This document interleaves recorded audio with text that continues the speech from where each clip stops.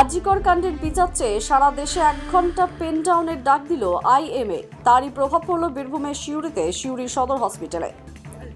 আইএমএর ডাকে আজ বেলা 12টা থেকে 1টা পর্যন্ত সারা দেশে 1 ঘন্টার পেন ডাউন কর্মসূচি পালন করা হচ্ছে। সারা দেশ জুড়ে এই 1 ঘন্টা সিউড়ি সদর হসপিটালে চিকিৎসকরাও এই কর্মসূচিতে সামিল হয়ে রোগী দেখা বন্ধ রেখেছেন। সবার একটাই দাবি, আজিকর কাণ্ডের নিহত চিকিৎসকের বিচার চাই। রেসিডেন্ট ডক্টর অ্যাসোসিয়েশন অল ইন্ডিয়ার তাদের আজকে ডাকে অভয়ার কেসে আমাদের একটা পেন ডাউন করার একটা প্রোগ্রাম আছে 12টা থেকে 1টা।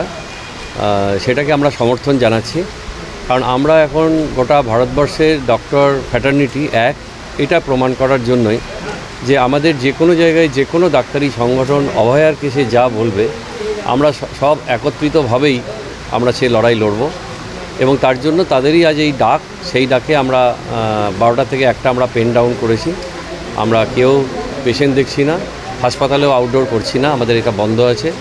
আমরা চেম্বারেও কোনো পেশেন্ট দেখছি না, শুধু এমার্জেন্সি যেটা আছে সেই ব্যবস্থাটা খোলা আছে। এছাড়া আমরা এই পেন ডাউন করে এখানে জমায়েত হয়েছি।